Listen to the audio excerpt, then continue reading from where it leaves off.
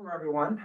Um, I'm going to introduce Dr. Hoyt, and we've done this presentation once, and the recording did not work, so we're going to do it again. But we're glad we did because we have a good turnout, and you're really going to love this program. So Dr. Hoyt grew up in Cumberland, Maine, but has lived the last 32 years at Higgins Beach, right? Yes.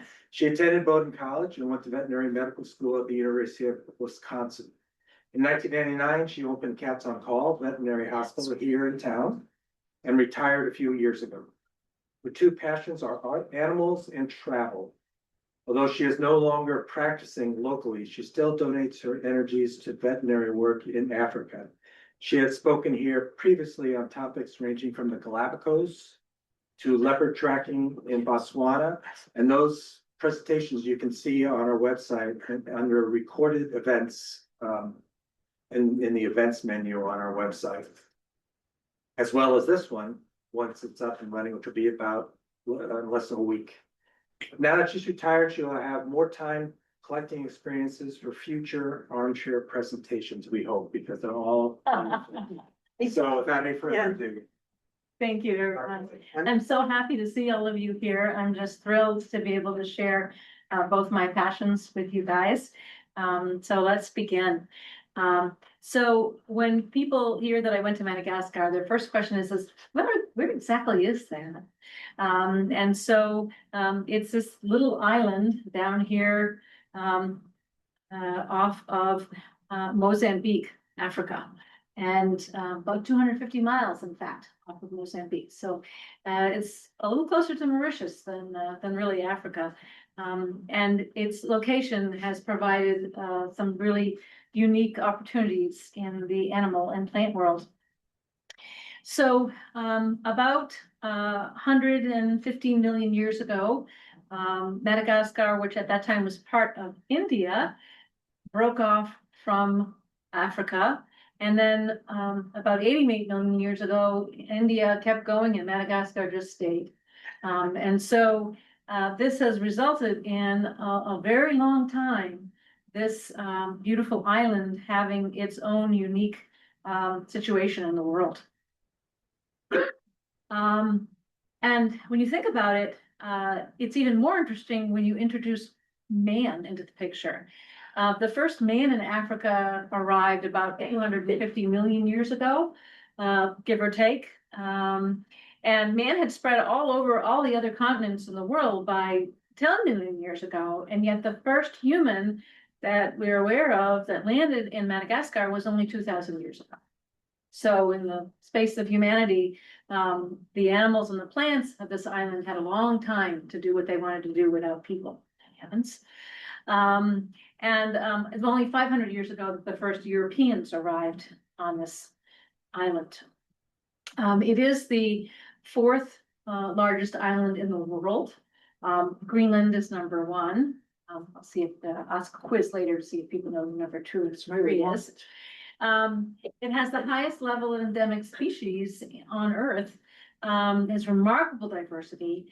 80% of the animals and plants that live on this island are found nowhere else on Earth. And in fact, it contains 5% of the species of Earth. So for one little area to have that, that's a pretty amazing number. So for someone like me who wants to travel and see animals, it's a wonderful opportunity. What I was amazed at, I didn't realize that only about 400 years ago, there were dinosaurs living on the island. In fact, this egg from the giant elephant bird was just sitting in the lobby of my hotel. I could go up and touch it and feel it, and I was like, wow, it's pretty cool. And in fact, many places around the island that we went to had one of these curio eggs on display. So I found that to be fascinating. And then you can see this from the picture there. That's the size of a human. If you look at the lower left rump of that bird, just to give you some idea of how big this bird was. And I know all of you are going to be really disappointed, but I'm going to start small. And I'm going to work my way up to the featured attraction, i.e. the lemurs. And yet some of these small things have an incredibly important role in the entire ecosystem in which the lemurs live. These animals are the janitorial services of the island. They are so essential to processing any rotting plant or animal material. We found them everywhere, including in the deep caves that we explored. They have an incredible range of colors, and the size is impressive. 4 inches is pretty big for a cockroach. They're the only known insect that actually makes noise through their abdomen. There's little holes in their abdomen, little pores that out comes air, and they get this hissing sound. And they also can make you really famous. My friend George, who did his PhD in Madagascar, actually discovered 2 new species, and he got to name them. Oh. So he told me while I was there to keep an eye out because I might get to name them.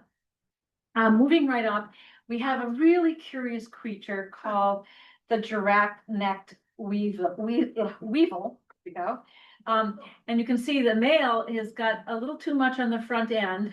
He uses this neck to fight, and he's just about to fall off there. The females, as pictured on the left and the right, have a little bit shorter neck, and they use their mouth parts to dig holes into which to lay their eggs. So the males use those long necks for fighting or winning over females' heart. The next thing we spotted was stick bugs.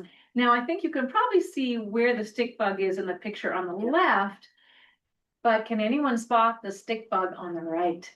And what amazes me is that our guide was walking along at a normal pace and came to a screeching halt. He said, "Look at the stick bug." And I'm like, "What?" It is right there. That in the middle is a stick bug. Wow. It is not a stick. This is really quite amazing. There are small animals that can be found both in Africa and India and Madagascar. We have the giant pill millipedes, and we also have 40 other species of millipedes on the island. We saw quite a few of them as we were walking along. What's really cool about the giant pill millipede is it plays a critical role in the health of a lemur. Who knew?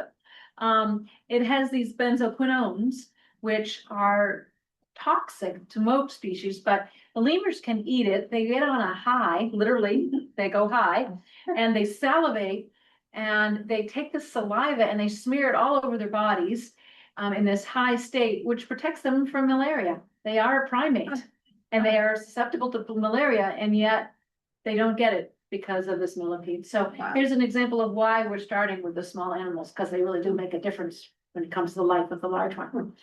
There are about 600 different kinds of land snails that live on Madagascar. That's a lot.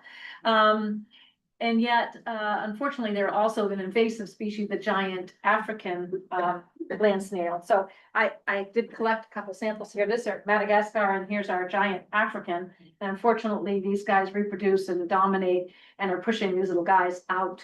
And these are show and tell. So when we're over, those people who are present can come up and touch and feel these and take a look at them. It's quite interesting and quite impressive as you're hiking along to find these creatures.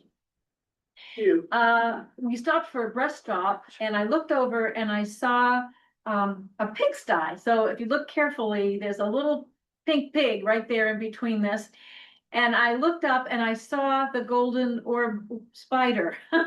And I thought, my goodness, there's Charlotte's Web in action right here in Madagascar.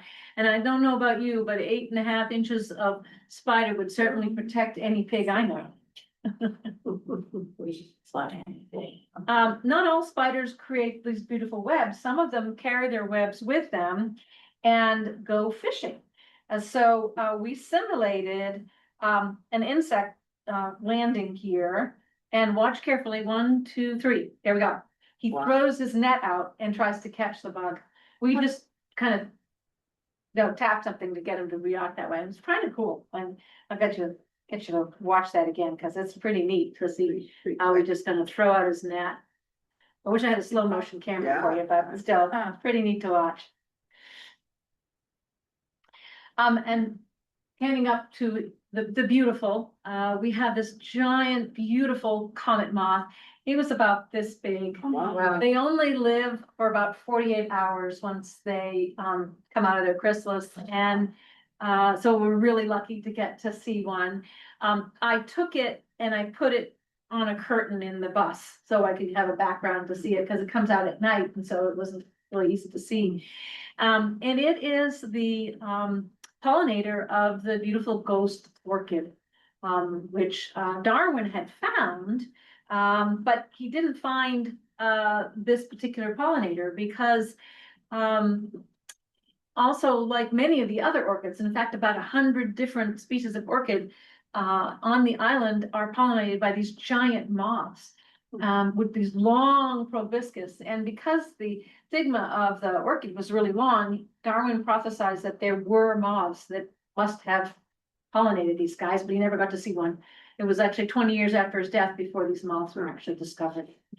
So he got a moth named after the we also have beautiful African monarchs, which are found all over the world, and that's one on the left there. And then we get to one of my favorite insects, the hawk moth, and why it's my favorite, although it's pretty innocuous looking on the right there, not very colorful or large. It is the thing that pollinates the beloved baobab tree. And if you weren't there to see my presentation on the plants of Madagascar, I encourage you to go to the library website, go look it up, and I talk about baobabs at length. This particular moth in the caterpillar state is over here on the left, and that large, what looks like an eye, is actually his bottom, back end.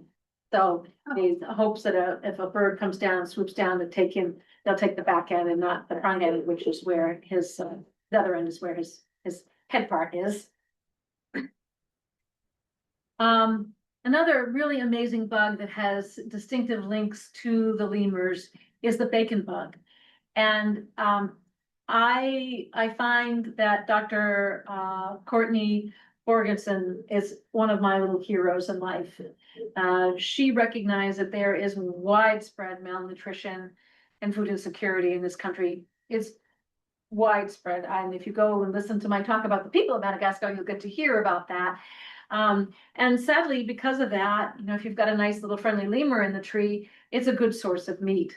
So in addition to desecrating the environment, taking down the trees that the lemurs live in, they also were eating the lemurs. So she came up with this brilliant idea of taking a delicacy, namely the bacon bug, and getting these villagers to farm them. So planted hundreds of lima bean plants, which the bacon bugs love to live on.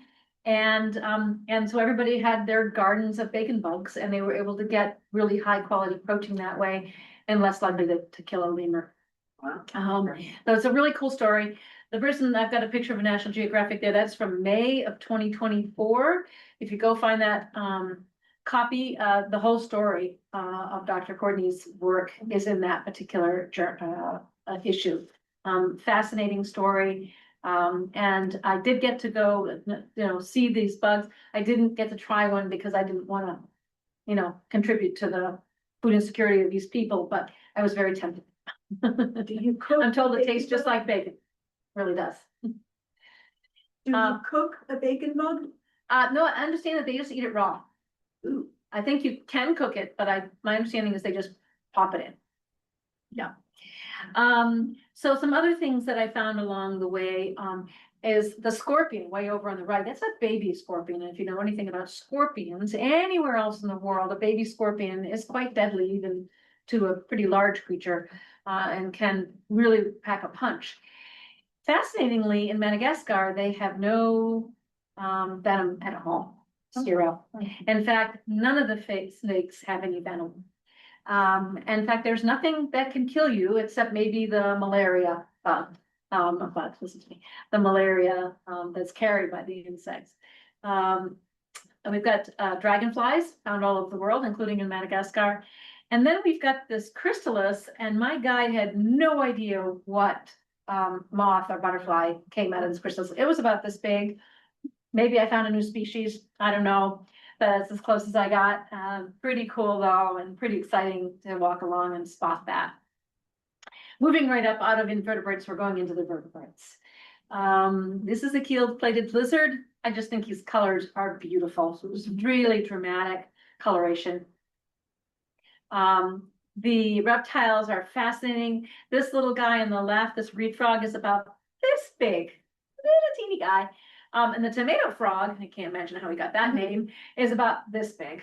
Oh, wow. And in fact, we found a small, I don't know what you call a colony or a gang of tomato frogs hanging out in a bright green field. It was pretty cool. Are they edible? I don't believe so, no. Most frogs and toads are pretty nasty tasting, yeah.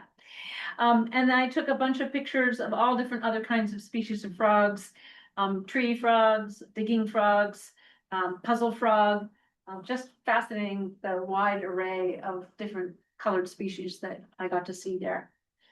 And then there's frogs that kind of have two approaches. The one on the left is a litter frog. And everything that you can see that's brown here is part of the frog. That is not a leaf, that is part of him. We actually washed him to get whatever off of him, and that's part of his body. And each of these litter frogs has their own creation that they make to protect themselves. Now, some frogs really want to be seen. Right here, we've got a frog who's singing out, and when we get to the recordings of the lemurs, you're going to hear the frogs in the background. They are very loud. And some people wore earplugs to bed because they were so loud all the time. And then we get to snakes.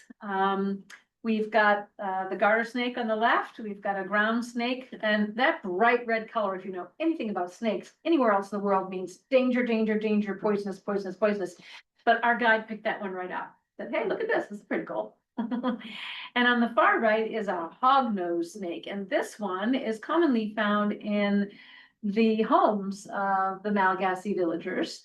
It is what they use to control the rodent population in their homes. Yeah. They don't use cats. In fact, I think I saw 2 cats the whole month I was in Madagascar. They use the snakes. And they don't have to clean a cat box. What can I say? Moving right up to the collared iguana. Again, beautiful camouflage being demonstrated here. Amazing creature.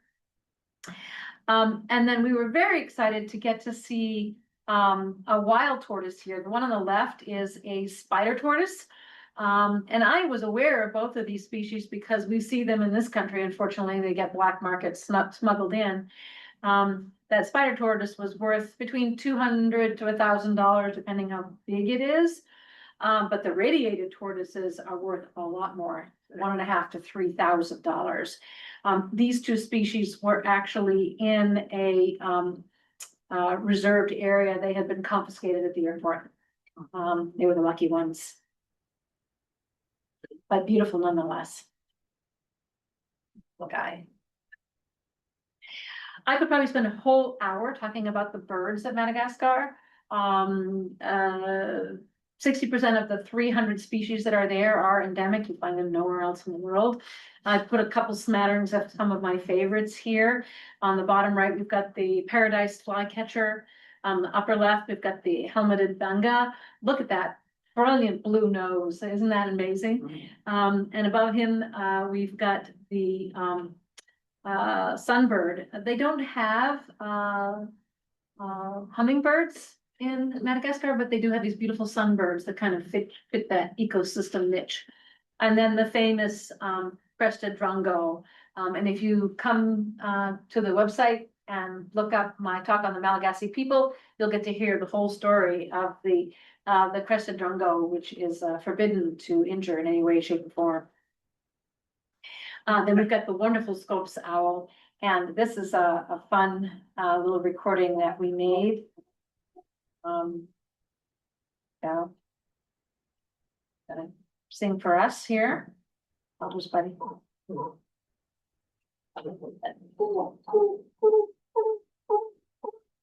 You hear that a lot while you're there. And look at the color variation, how they again use camouflage from this color to this color. These are all the same species, but found in different places. Sorry. Some species are found on both Africa and Madagascar. They are unique species though, little variations. So the ones on the left are the pictures I took in Africa. And the ones on the right are the pictures I took in Madagascar. And if you can look carefully, you can see the Hopi at the top here. Just a slight variations in how they present, but they have similar niche and a similar behavior. And then we have the Malachite kingfisher, again, Africa and Madagascar. If you see, this was taken at night. We found this little guy actually curled up sleeping on a little tree. And we unfortunately woke him up by taking his picture, but he went back to sleep. We can't check back later. He was fine. He recovered from us. This was an amazing bird. This bird is about this big. Wow. And I'm going to let our guide talk to you about what the guys eat. I'll put this up high enough so you can hear it.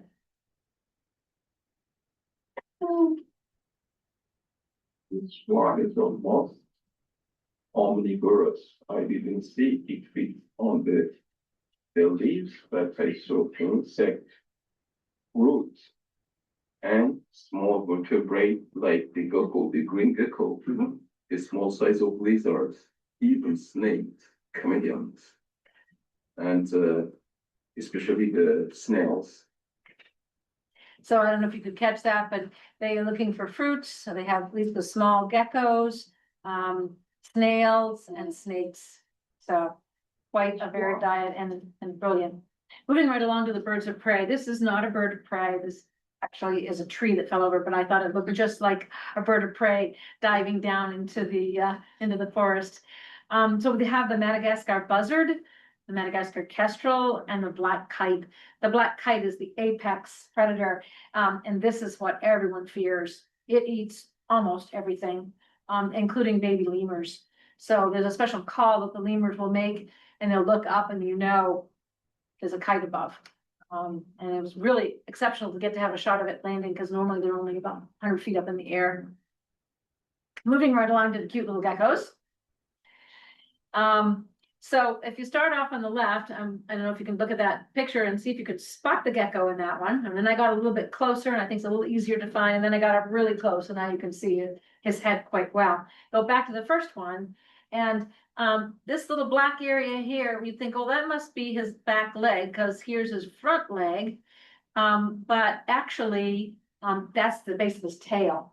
So the hope is that a kite would swoop down, grab his tail, he will release his tail, just give it up to the to the kite, and the kite will go off with a tasty treat, but the gecko will survive. And we saw quite a few of them that didn't have tails.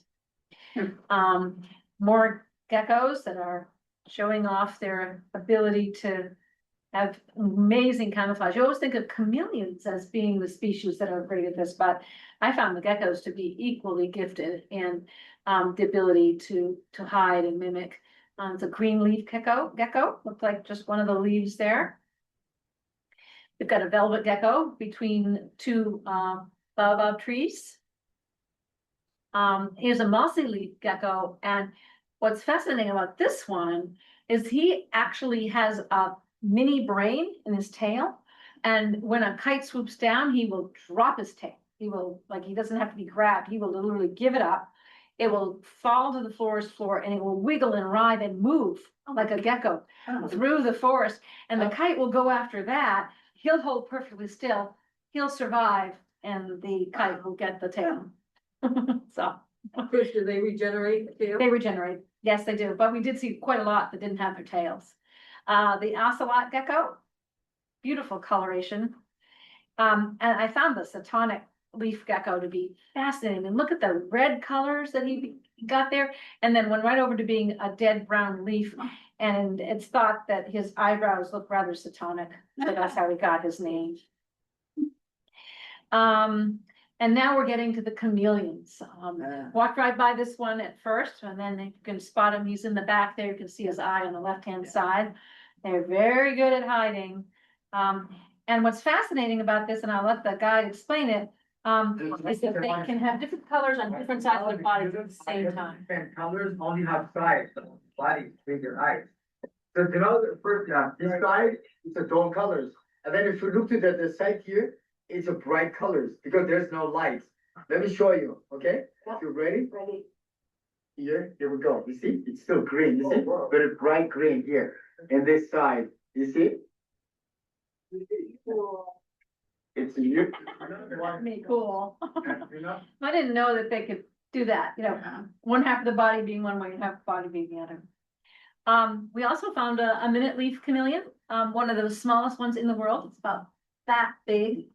And their approach to survival is they tuck, drop, and roll when some creature comes by to eat them. They look like just a little pebble in the ground. I can't imagine how they got the name of a big nosed chameleon, but I think that's pretty obvious. We have a brown leaf chameleon, tending to be a brown leaf. A cryptic chameleon. A short-horned chameleon, and this is a baby short-horned chameleon. And I know that because we got to see a larger one. He's just moving very slowly there. Here's a big guy. He was about this big.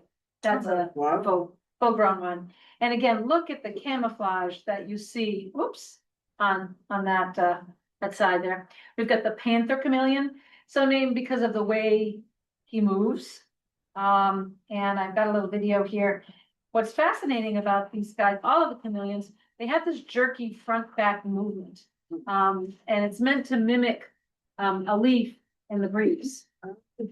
So you can see, you know, you call it hesitation, but he's actually mimicking the wind blowing. So there he goes. He's on a run. I swear the sloths that I saw in South America moved faster than these guys. Oh, he's gonna make a leap. Gonna make a giant leap. Gecko kind.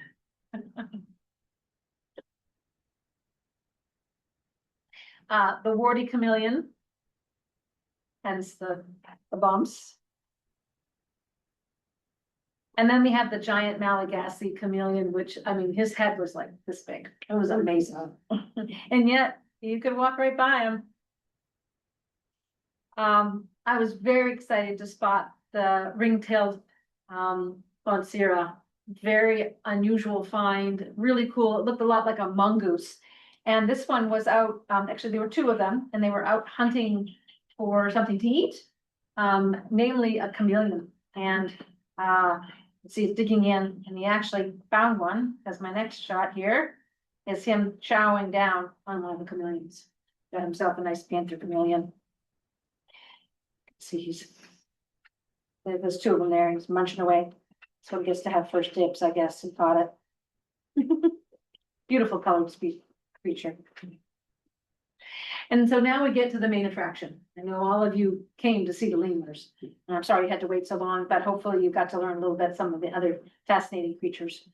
I wanted to take a time out and mention C&H Tours. It's the company with whom I traveled to Madagascar, who provided our guides, set the itinerary. And if you can see from the map here, I literally went all over. Yeah. I saw so many different ecosystems, so many different species of lemur. You know, naively, I thought, oh, I'm going to get to see all the different species of lemur. Not true. There are well over 100. I probably saw less than a quarter of them. But I did have the opportunity to go some very unique, wonderful places. And if you are interested in going to Madagascar, I highly recommend that you go with this company, as they do a superior job. So let's start small.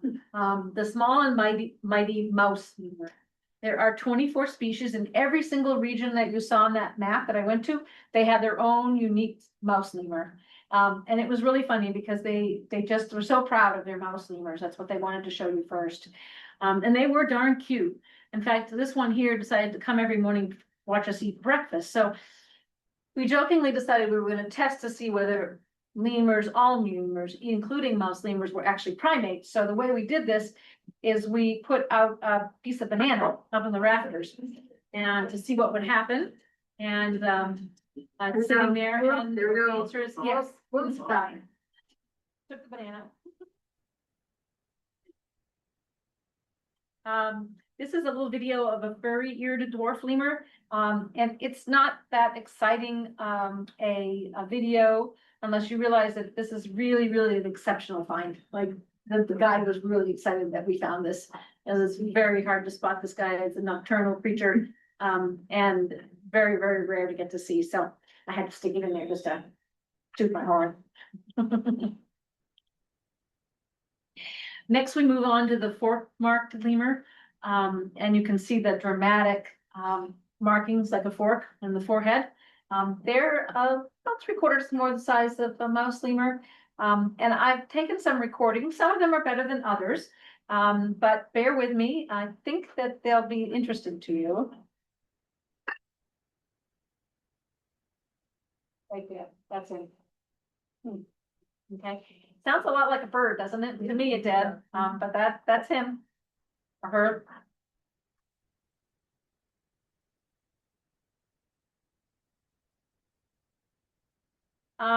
Next we have the sportive lemurs. There are 26 species of them. And they sound like fascinating, huh? Very different. Yeah, really interesting sounds these creatures make. They're called sportive because they can make amazing leaps. Most of the time, we just saw them hiding.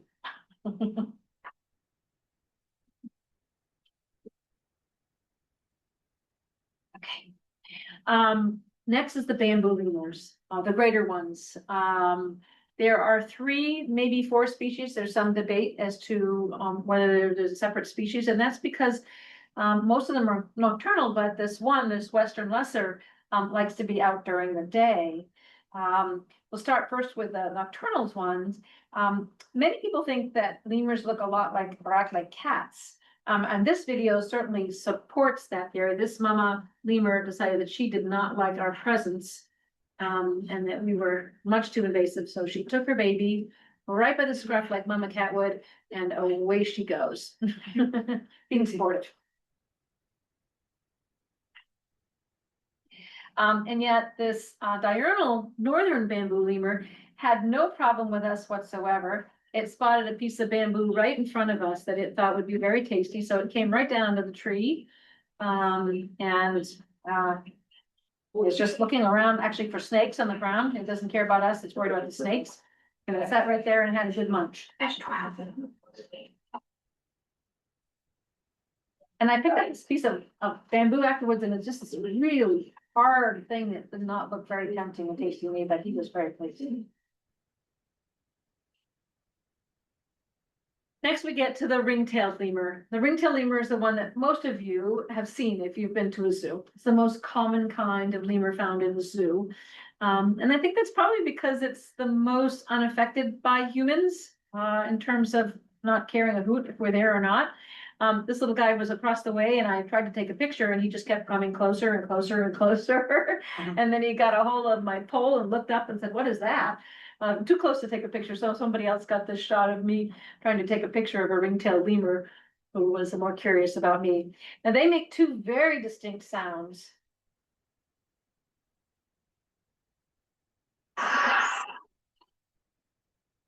There's that high pitch thing, and then the gaggle. Sounds almost like a hyena laughing. And you can see they have no fear of us. I think that's probably why they're often captured. They love to pose, they have that dramatic tail and they looked brilliant.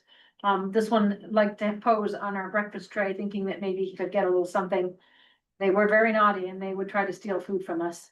For some reason, my porch was the coolest place in the camp. And so when I came back from my morning hike and it was well over 100 degrees, there were about 20 of the ring-tailed lemurs completely sprawled out on the patio trying to get cool. They didn't care. I literally had to walk over tails to get into my door. I'm lucky. A massacre had taken place. Yeah, I know. They're fine. They're fine. Whoops, I'm sorry. I'm gonna go back here and then go back. Oh, no. See if I can get back here. Sorry about that. Yeah, so this, oops, very temperamental today. So there's just some mothers carrying babies. That baby's not quite get that hanging on bit like that. The one on the left is cute, it stuck its tongue out at us. We have the white fronted brown lemur, very original names we got here.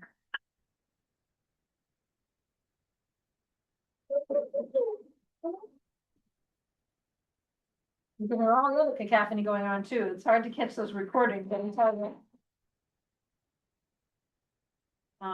And then we have the plain old brown lemur. It's got a very distinctive call though. I found this call to get. When you want it, that's them, but then listen.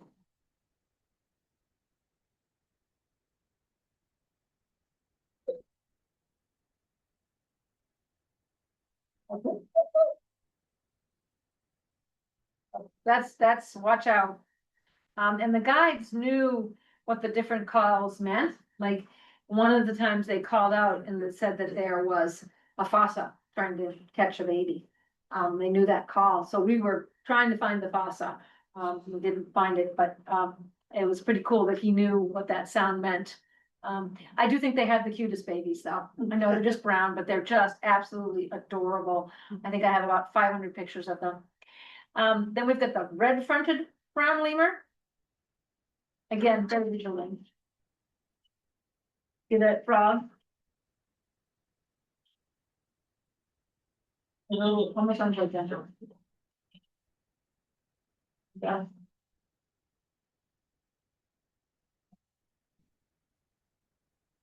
Yeah. That one is not the best recorded, but he was way up in trees, so not easy to catch. Again, more handsome pictures there. I just thought this was really fun. They love to hang out in piles. And the one on the right, to me, looks a lot like two lemurs with three tails. There is a third one in there, but it just optically, it's a little bit of an illusion. One of my favorites, the red-bellied lemur. We never did get to see the red belly, but they have this very distinctive tear staining, this white little areas of fur on their face. That makes them look like they're crying. They're very sweet face.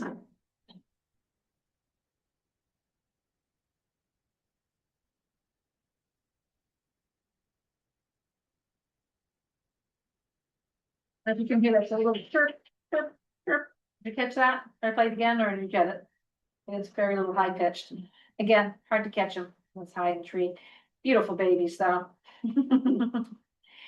And then we have the black and white ruffed lemur. This one is near and dear to my heart, and we'll explain later when we get to it. But the very first lemur I ever met was a black and white ruffed lemur. They're very dog-like in appearance. In fact, they have a black tongue that looks a lot like what you see in the chow chow dogs, and brilliant teeth. And they have almost like a dog-like way of lying about. And they also sound, in my mind, like a dog. That music?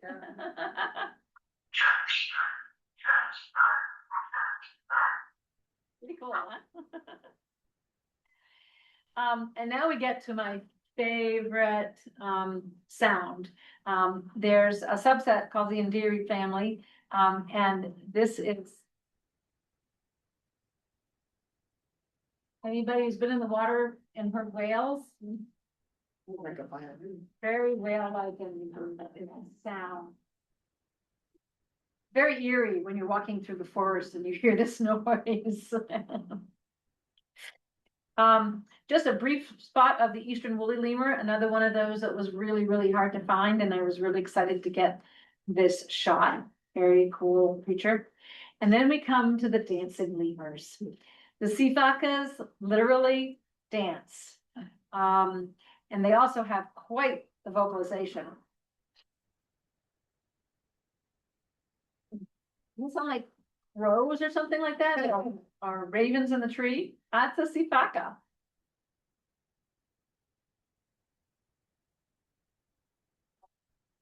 You see that guy move over?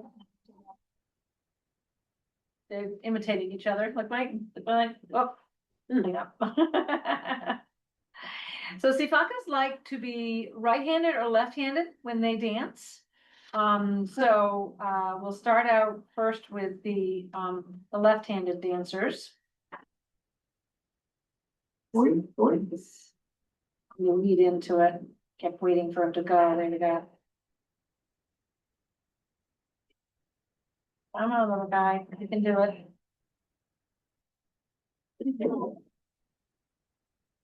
Here we go. I'm sorry, right-hand one, that's one, that one's right-handed, my apologies. That's the right-hand one, then we have the left-handed one. And they never tired, they would do this early morning, I'd get up before the sunrise just to see this.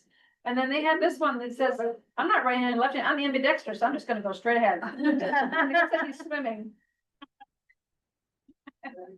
And you can just watch those for hours, I mean, they're so.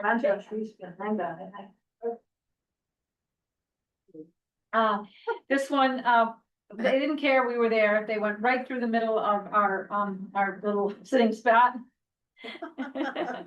And just make you laugh, you know? And they're very photogenic, so forgive me, but I had to throw a bunch of pictures in, I only have about 2,000 of this species as well. Hanging out together, really quite curious. This one I like to say is pretending to be a chameleon. They love to hang out and groom each other and play, so a lot of interactions with them. But then when it gets really hot, because where they live up to 100 degrees, they just get down to the base of the tree and they just kind of wrap themselves around the tree and try to stay cool that way when they don't have a porch to lay on.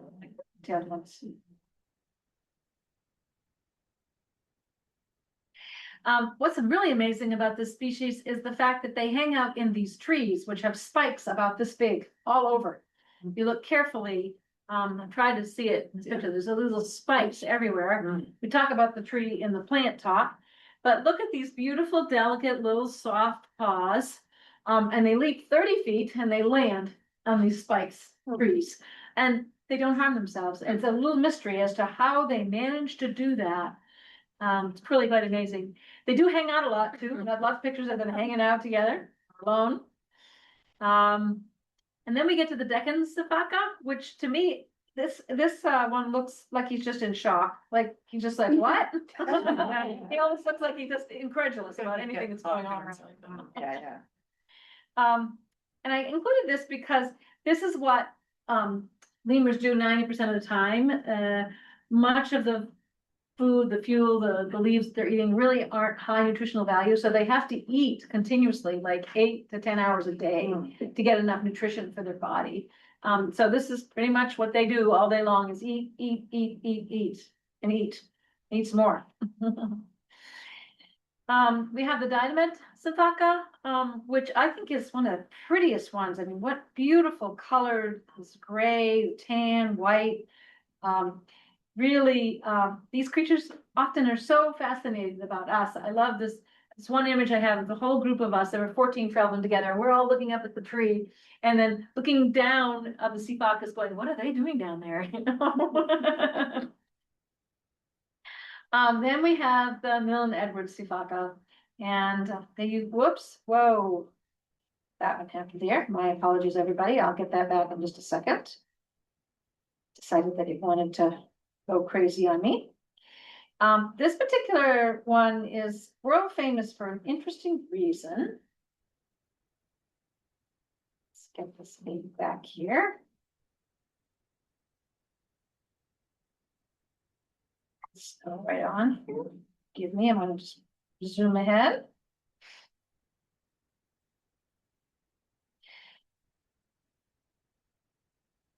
So this particular one has a pretty cool sound.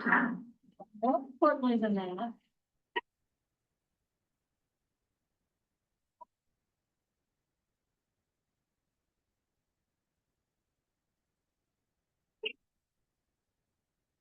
So that that was it.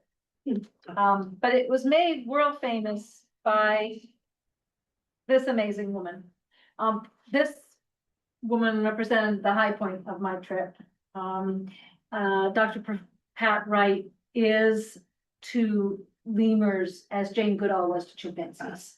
She is world famous. She is sought out. People, you know, just about killed to come work with her. She has been a field ecologist and conservation biologist since 1986. The Milne Edwards is the lemur that she did all her work with. She has won Fulbrights, and she is the director and founder of this amazing research station in the middle of nowhere, in the middle of the jungle. And to think that, when she was in her twenties, she was a single mother in New York City who decided to go back to school so that she could get a better job. And a year later, she was taking her toddler with her to the jungles of Madagascar, and she never left. And it's a fascinating story. She's an amazing woman to meet. And she's still out there doing stuff. In fact, the day before, she met with us, she was out, scoping what she thought from the helicopter she had spotted a new patch of forest. And sure enough, not only did she find a new patch of forest, she found a new species of lemur. So you guys are one of the first people in the world to see the crystal lemur. So that's what she named it. She and her fellow veterinarian darted the lemur, took blood, sent it to a lab in California, and confirmed that it is a totally unique species. So she found a little forest, she found this lemur, and I'm willing to bet she's also, they're gonna find plants and bugs and moths and chameleons that no one else has seen before in the world, because that's just how it works there. Really fascinating, and I was so excited that she shared this picture with me. And anybody knows me knows that I can't have a talk and not have a cat-like creature in there. So here's the fossil. It is an apex predator, feared by all, except maybe man. It doesn't seem to care a hoot about us, thank goodness. So I got some really good shots. But it'll eat any other mammal it can find, unfortunately, including pets, domesticated animals, sheep, goats. But also eats the bush pigs, which need to be eaten. They are invasive species. And you can see we were quite close. That was with my phone. And just looking at me saying, "No, you're too big to eat." Thank goodness. But he came right through the camp. Just looking, seeing what he can find. It's pretty exciting to see him.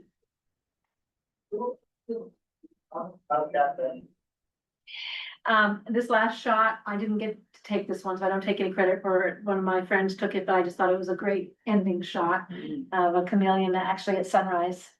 And so remember I told you that the black and white lemurs got a place in my heart? Well, that's because that's me on the left about 40 years ago. With the first lemur I ever met, he had a parasite problem. And by the way, I asked the veterinarian, who works with Dr. Wright, what's the major problem? And he said parasites. So even when they're in domesticated state, they have a problem, but he's checking out my neck. I don't know if you can see, that's where his nose is stuck up in here, just checking to see what my smell is all about. But that's it. I have up here one of my favorite guidebooks, the snail shells you can look at. I have a giant map showing the track that we took. And I'm happy to open questions up to the audience here. And also, if you have a question and you want to put it in the chat, we've got someone that will read that off to me so I can answer. So yes. So they can unmute if they like. Yeah, or you can unmute if you just want to be heard. So you can either type or you can talk. Yes, ma'am. Yes, the cat-like fossa, how, there was nothing for scale. So Sure. I don't know how. About this big for its body, and then its tail was about that long. Oh, again. wow. So it was a good size. Bigger than I thought, yeah. Yeah, well, they eat full-size lemurs, so. Yeah, yeah. about Yes, up to your knee, you think? Yes, definitely up to my knee, maybe a little higher with his head. Okay, Yes, thank sir. you. Is he a cat or a dog? He's actually neither, but closest related to cats. Yeah, yeah, cat-like. Sure. Yes. Are the lemur's tails prehensile? It's a good question. It seemed to me like some of the species did hang from them, and they use them to hold on to branches, but I never saw one actually hanging by the tail. So that's a very good question. I'll have to ask Siri to see if she can answer that question. There's probably one of the species does, but they do use them to get around, but they never really hang from the tail that I saw. I don't know if my buddies from Madagascar are on at all, but maybe one of them could. Nate, sir. Hey, Nate, do you know the answer to that question? Are any of them completely prehensile? I know it's not a plant, but. Nate's my resource for plants. Anybody online have any questions at all? Yes, I'm interested in what time of year you went to Madagascar. Sure. What Yes. year's best to Very go? good question. So we went, at the beginning of October the end of October into the beginning of November. So the rainy season starts usually in December. You want to go well before that. It gets brutally hot and brutally wet. And it's very hard to spot many of the creatures. The lemurs go up high and they're also hiding themselves. So it was a great time to go. It was, ideally chosen by C&H Tours as the best time to be there. Although it was brutally hot in many places, it still wasn't as hot as it was going to become. And the only sad thing about going when it's not the rainy season is that the orchids are not blooming. So I only saw a couple of orchids, but if you look at my plant talk, you'll see a few of them, and I got to see they were blooming early. But they tried to kind of balance that out, again, kind of going into the November time so that we might see a few orchids. And obviously, some of the moths were coming out to pollinate. Yes, sir. Early on, there was when you're talking about moths, Yes, there was one that had monarch as part of its name. yes, an African I think monarch. of monarch, and I think of the cycle that the monarch butterflies go through. Yeah, So then, my question is how does migration, how much migration is there? I associated am with- not a butterfly expert and I cannot answer that. I do believe that there is migration that happens in the African continent. But within the island of Madagascar, I don't honestly know that question. Yep, sorry. Well, that's the answer. So- Yeah, I think they don't go across the water, if that's what you're getting at. They stay within the country. But it is the same species that's found on the African continent. It's not a unique species like some of the others. Yeah, yeah. Still very beautiful to look at though. Yeah. Any other questions online? Yeah, I know Australia's had a terrible problem with cats, and I'm wondering whether Madagascar is facing that or if they've done anything to prohibit. No, they are not facing that. For the most part, some of the big cities, like the capital, I think there are some stray cats there, but they get eaten by, the fossas or other creatures out there. I did not hear that there was any problem. I did not see any trapping made of cats, except in the big city, in the capital. And then they, like any big city in the world, there may be cats, but they do not seem to be a problem with the birds out there at this point. There's enough other things to eat them. And they're not taken as guests into the people's homes. Either they have their snakes. So that's good. For the bird population anyway. Good question. Yes, ma'am. You said that Madagascar was the fourth largest island. Yeah. Could you equate it to one of our states or to some other country so I could sort of picture how large it Sure. is? Because if you say to me, 70 miles, I know that, I know how far Yeah, that is. I could look at the scale map of it, because I've got the map here to tell you exactly. But I'm willing to bet, probably would be all the way from the top of Maine down to someplace like the end of Virginia. Oh, maybe. wow, okay. Maybe even you- further than that. It's huge. Well, Yeah, then- it's very, very big. Kudos to you because you covered most of it. We covered a lot of area. Even more impressive Yeah, now. there were some 15-hour days in a bus, and in some of the places we flew, so, we had to fly, because we couldn't get from A to B Yeah. at all, but it is a huge, Wow. huge country. Yeah, Mhm. it's really geographically very large, and if you come for the talk, or you look up for the talk, I should say, about the people of Madagascar, I show the roads. yeah. Why we had to fly to some places, Oh, because yeah. we had potholes that I could disappear in. Mm. Do you feel that you're doing a good job in protecting the habitat for these animals? Not at all. I talk about that much more in the People of Madagascar talk. Try to divide this up, but it's it's a horrible situation going on there.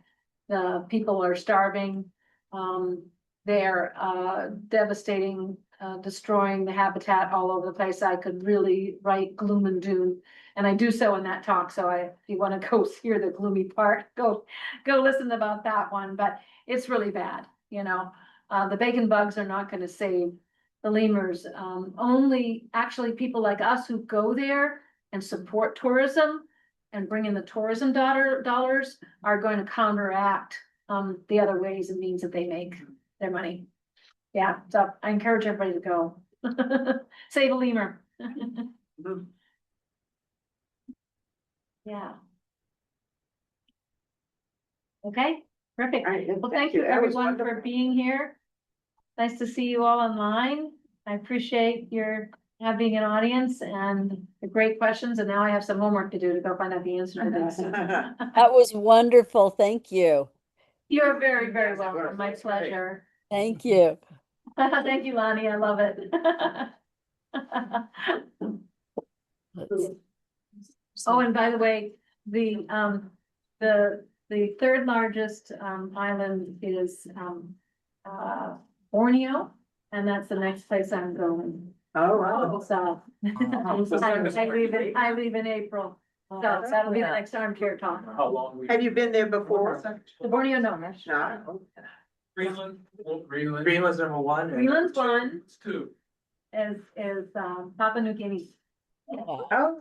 and then Borneo, and then Madagascar. Yeah, good question. Wonderful. Thank you so much. You're welcome. Thank you, Catherine. What's the biggest island of all? Australia.